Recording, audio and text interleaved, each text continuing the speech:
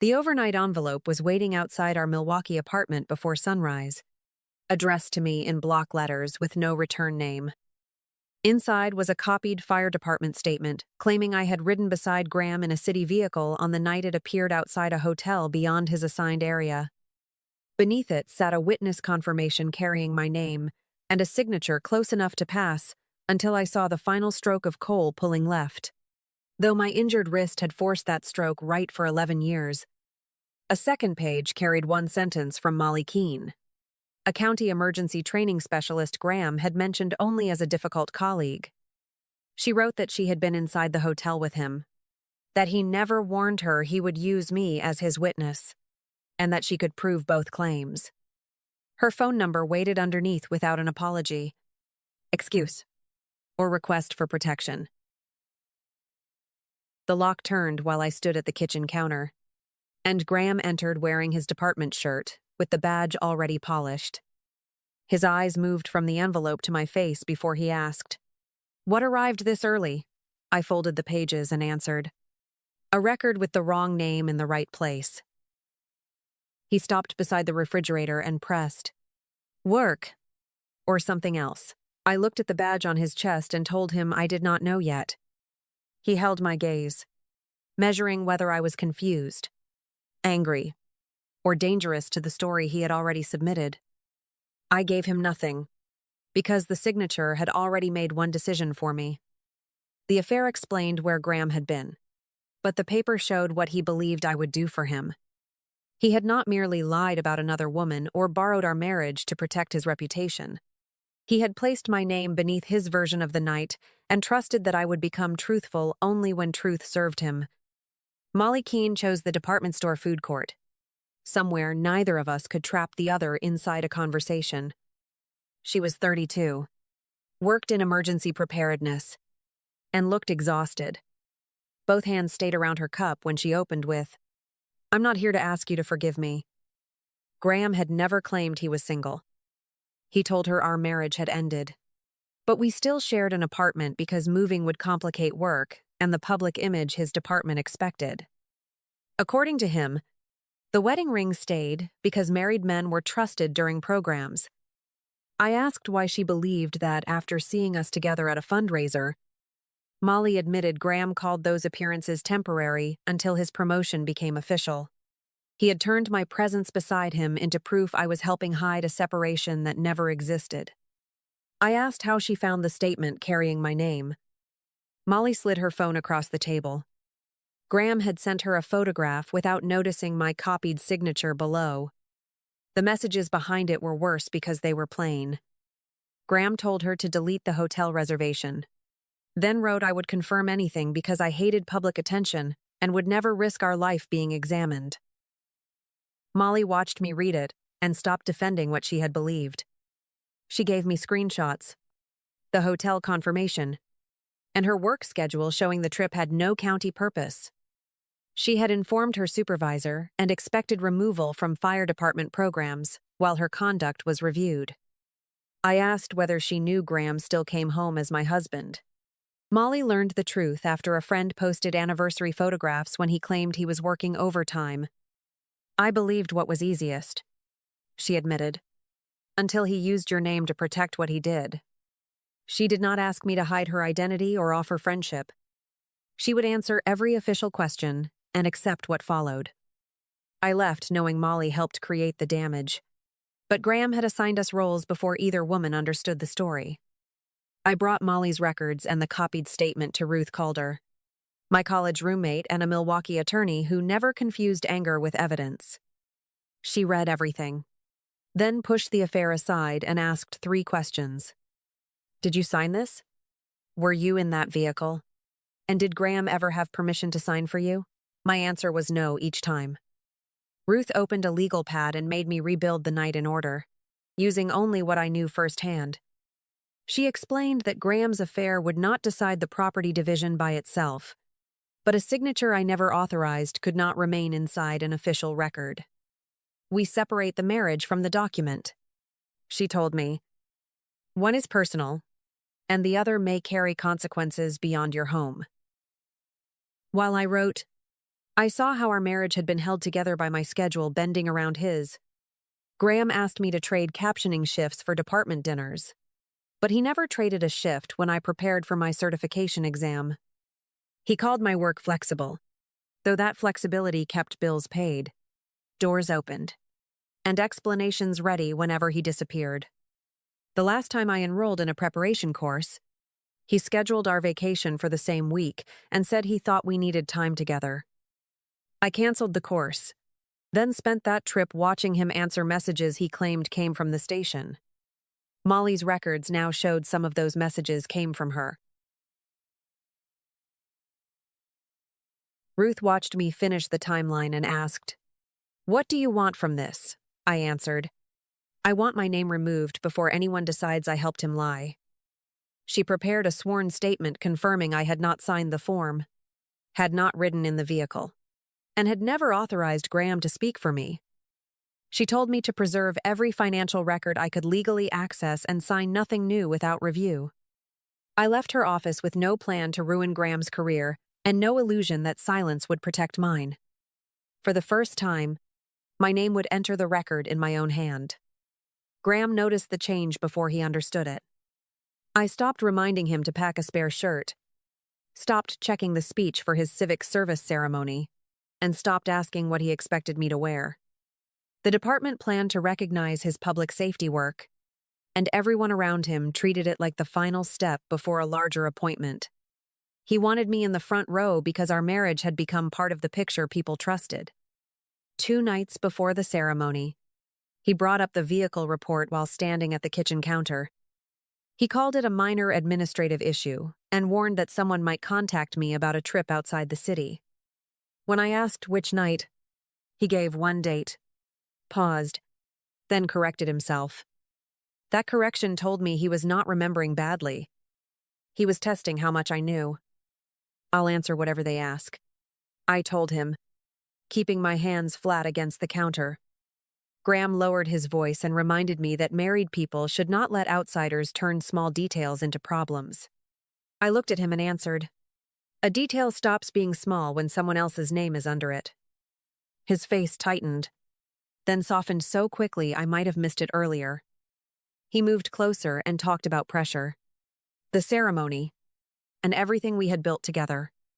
When that failed, he blamed my work, claiming years of captioning had made me obsessive about individual words. I did not defend my job or explain why the signature mattered. I only asked whether he wanted to correct anything before the record was reviewed. Graham held my gaze and answered, "There's nothing to correct." That was the last opening I gave him. After he left, I sent Ruth the sworn statement carrying my real signature and nothing beyond what I could prove. Ruth forwarded it through the proper channel to Dana Pritchard, the deputy chief responsible for professional standards, with a request to preserve the original form, access history, and related records. Dana did not suspend Graham on my word alone. She opened an independent review, so whatever happened next would come from the evidence he had created. I arrived alone in a navy dress Graham had never seen before, parked my own car, and walked into the reception hall without waiting for him. The evening had been planned to celebrate his years of public service, and every handshake, every smile, every familiar face reminded me how completely our marriage had become part of his reputation.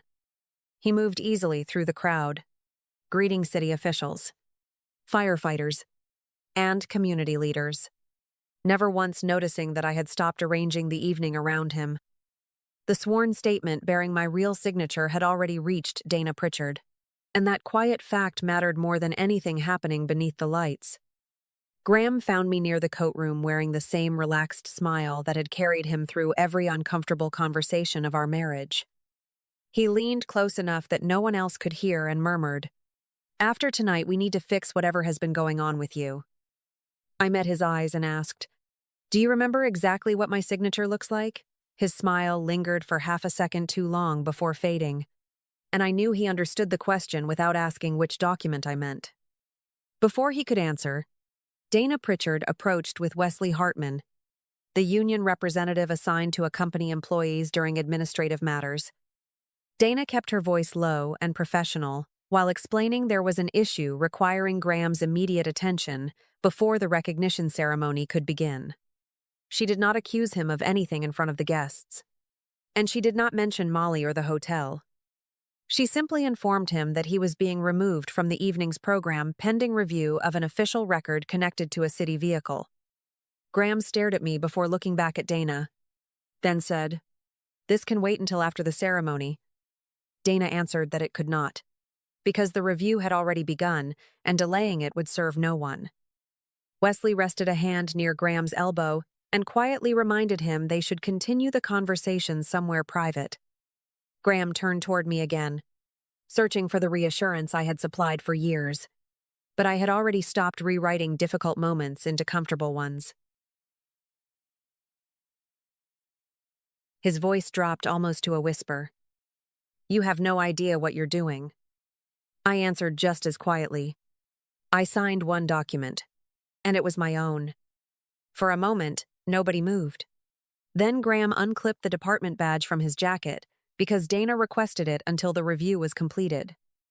Several nearby guests noticed the exchange without hearing the words, and conversations around us slowly dissolved into uncertain silence. Wesley guided Graham toward a conference room away from the reception hall, while Dana followed with the folder already in her hand. No announcement was made. No dramatic confrontation unfolded. And the evening simply continued without the man everyone had expected to honor. A guest lifted a phone for a few seconds and captured Graham leaving with his badge in his hand. And before the night ended, that brief video had already begun circulating among people who worked with him. I never reached for my own phone, never offered an explanation, and never spoke Molly's name, because the official record had finally started speaking for itself. Graham was waiting in the apartment when I returned, sitting in the dark with his jacket still on and his department badge gone. He did not ask whether I was safe, why I had arrived alone, or what Dana had shown me before he left the hall. He asked why I had sent the statement without warning him after the ceremony ended without him. I set my purse on the table and answered, "You had warning when I asked whether anything needed to be corrected." He called Molly frightened, selfish, and willing to say anything to protect her job, so I placed the printed message between us. His own words said I would confirm whatever he needed because I hated public attention and would never risk our life being examined. Graham stared at the page, then admitted he had used my name because he believed the vehicle issue would disappear before anyone checked closely. The admission came without shame, as if borrowing my identity had been a shortcut instead of a choice.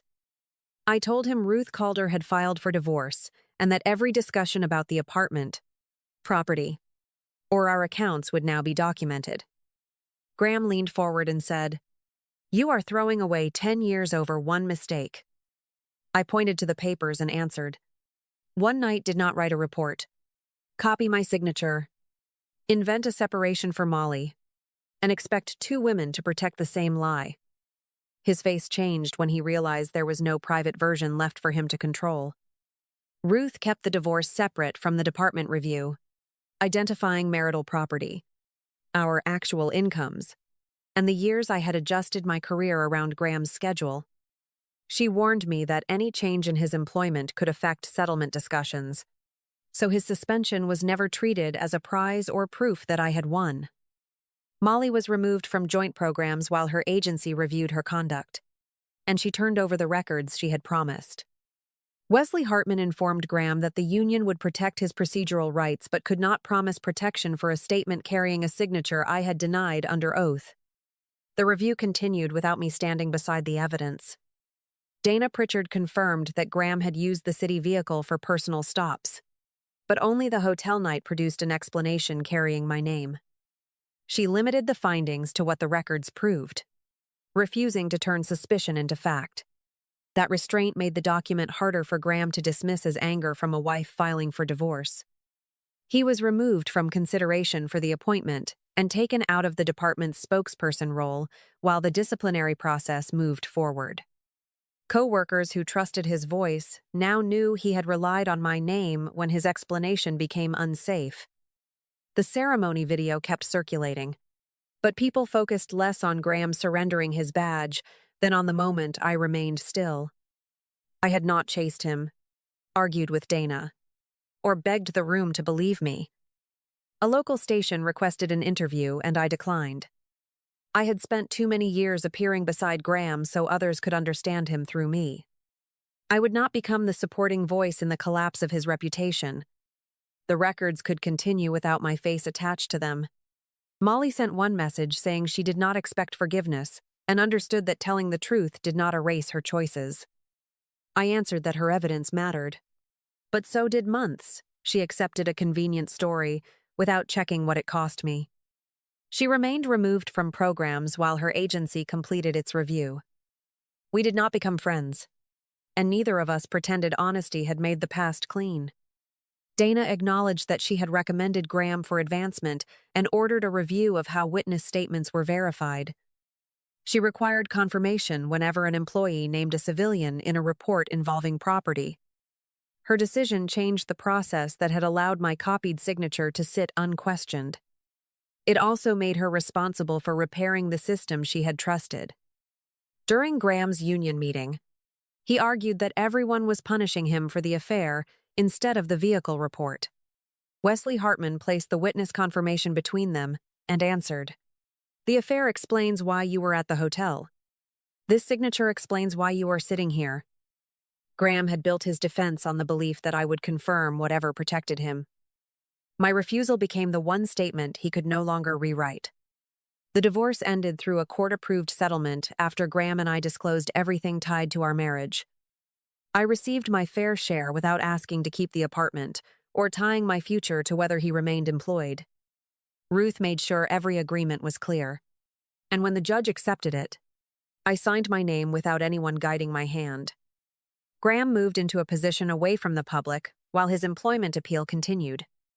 He never returned to the spokesperson role that had placed him before classrooms, neighborhood groups, and city officials. Some coworkers still answered his calls, but people who once trusted every explanation stopped letting him define what had happened. Molly remained employed after her agency completed its review. Though she lost access to projects involving the fire department, she moved into internal training, where her work still mattered, without restoring the reputation she had before Graham. Dana kept her position after acknowledging the verification failure and changing the process, while Wesley closed Graham's representation once the appeals were finished. Ruth became my friend again instead of the person managing every dangerous conversation. I rented an apartment near Lake Michigan and registered for the certification exam I had postponed around Graham's shifts. During study sessions at the library, I met Cameron Pierce, an audio restoration specialist for public radio who never treated my past like an opening he needed to fill. Cameron did not rescue me, and I did not ask him to prove he was different. We learned each other slowly through coffee after class, walks and plans neither of us had to surrender. On the morning of my exam, he asked, "Do you want me waiting outside?" I smiled and answered, "You can wait if you want, but I don't need anyone to witness me walking in." Thank you for staying with me until the very end. Closing one chapter gave me the chance to build a life where my own voice finally carried its full weight. If this journey stayed with you, I'd love to hear your thoughts below, and I hope you'll join me again for another story about finding peace, dignity, and the courage to begin again.